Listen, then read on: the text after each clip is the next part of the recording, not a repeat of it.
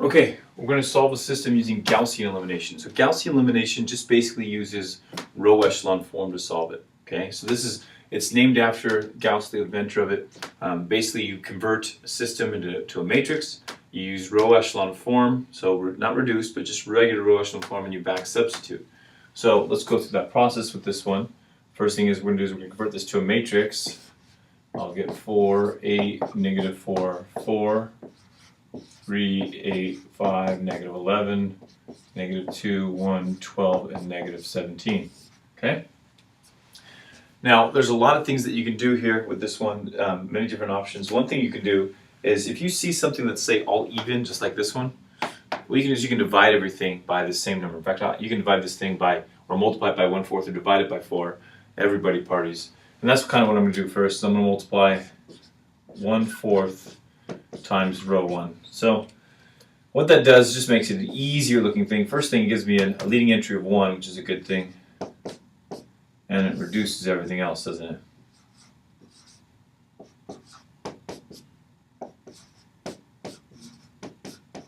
But now that this leading entry is 1, it allows me to get rid of the 3 here and the negative 2 here.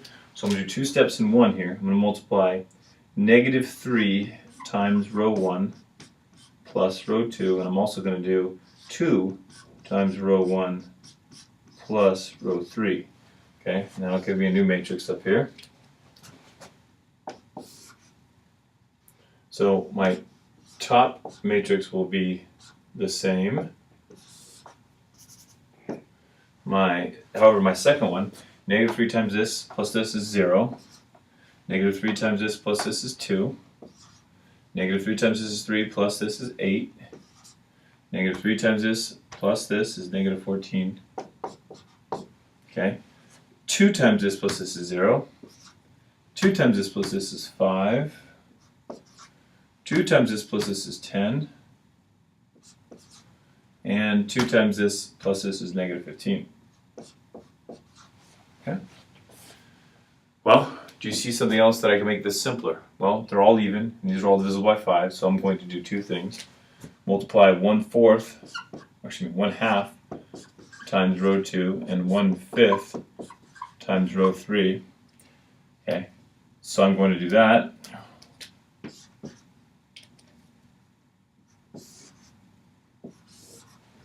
So I'll have 1, 2, negative 1, 1, 0, 1, 4, negative 7, 0, 1, 2, negative 3. Okay? Alright? Now, it would be nice if I got rid of this one, wouldn't it? Okay, well I can just multiply row 2 by negative 1 and add to this. That'll get rid of that entry. So, row 2 times negative 1 plus row 3. And that gives me 1, 2, negative 1, 1, 0, 1, 4, negative 7. Negative 1 times this plus this is 0. Negative 1 times this plus this is 0. Nice. Negative 1 times this plus this is negative 2. Negative 1 times this is 7 plus this is 4. Okay, last step. You need to make this a 1, leading entry of 1. What do? Divide by negative 2. So, or multiply by negative 1/2. Negative 1/2 times row 3. Okay. What does that give me? 1, 2, negative 1, 1, 0, 1, 4, negative 7, and 0, 0, 1, negative 2. Now it's in row echelon form. You can immediately decide what z is. So we know that z equals negative 2. And if I back substitute in to my equations, because this is now a system, right? The system is x plus 2y minus z equals 1, y plus 4z equals negative 7, and z equals negative 2. So if z equals negative 2, if I put negative 2 in here, I get negative 8. Add 8 over, y turns out to be 1. But if y is 1 and z is negative 2, so I'll have 2 here, plus 2 is 4. Subtract over, I get x equals negative 3. So my solution is negative 3, 1, negative 2. Okay? That's using Gaussian elimination. Okay, what's the difference between Gauss elimination and Gauss-Jordan elimination? Gauss-Jordan elimination just basically puts it in reduced row echelon form. So instead of the back substituting from here, we do a little bit more work to get rid of the entries of here, here, and here to make this diagonal all ones and everything above and below those ones zeros. So I'm going to continue on here to finish this to put it in reduced row echelon form. Okay. So what could I do? First off, I can make this a 0, can I? By multiplying this by -4 and adding it to this, I'll get rid of that +4. So let's write that down here. Erase this. If I multiply, say, row 3 times -4 and add it to row 2, I'm going to come over here, get my new matrix.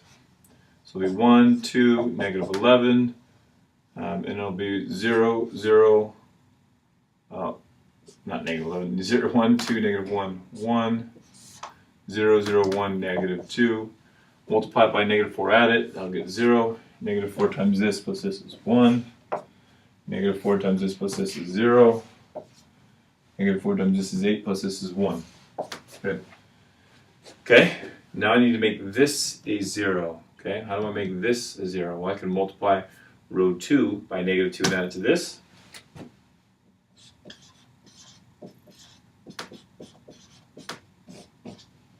Okay. Row 2 and row 3 stay the same.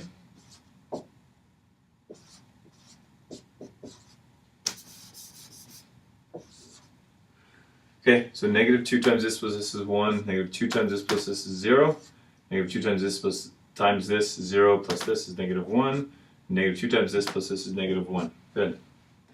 So last thing is, I need to get rid of this -1. So it turns out I don't have to multiply this by anything. I can just simply add it to it.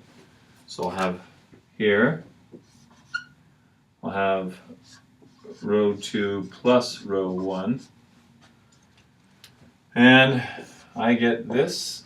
I'll get 0, 0, 1, -2, 0, 1, 0, 1. And if I multiply, what did I say? Sorry, row 3. Should be row 3. Row 3 plus row 1. I'll get 1 here. This plus this is 0. This plus this is 0. And this plus this is -3. So what does it say right away? Z equals -2, Y equals 1, and X equals -3. Okay, same solutions that we had before, just putting in reduced row echelon form in this case. Okay, so matrices have one of 3 cases that are going to happen. You're either going to have no solution, one solution, or infinitely many solutions. Okay, so solutions of a linear system that are in row echelon form. Suppose the augmented matrix of a system of linear equations has been transformed by that Gaussian elimination, that process that we just went through, into row echelon form, then exactly one of the following is true. No solution. So what happens when you have no solution? Well, you might have a matrix that looks something like this. Okay? This is a no solution case, like 3, 5, 1, or let me use 1. 1, 5, 1, 3, 0, 1, 2, 0, 0, 0, 0, 3. Okay, what's the problem here? What does this say? This last line says 0 equals 3. 0x plus 0y plus 0z equals 3. 0 equals 3. Does 0 equal 3? No, 0 doesn't equal 3. So in that situation, we have no solution. A one solution case will be when our leading entries are all 1. Okay? And we have numbers for the rest of them. 6, -3, 5. I don't know. Okay, I'm just making this up. This is what it looks like, a matrix when it has one solution. Okay, we have this diagonal here is all 1s. Those are our leading entries. They're all 1s. Okay, and we have constants for the rest of them here. Okay, that's an example of when we have one solution. Okay, now the infinitely many solutions is a little bit different because we won't have, say, 0 equals 3. We'll have a true statement because 0 equals 3 is a false statement. We'll have a true statement, something like this. Suppose I have 1, 5, 6, -1, 0, 1, 3, 4, 0, 0, 0, 0. This says 0 equals 0. Now 0 equals 0 is a true statement. It doesn't matter what you put in for x and y and z. 0 equals 0 is always going to be true. 0x plus 0y plus 0z equals 0. Doesn't matter what you put in for x or y or z. It's always going to be true. Infinitely many solutions case. Okay, last thing is, each one of these types of problems, when you have one solution, no solution, or infinitely many solutions, is called something. Something that has no solution is an inconsistent system. Okay, one solution is a consistent system, and an infinitely many solution case is a dependent system. Okay, so we have that terminology whenever we're talking about a system of equations and their corresponding matrices.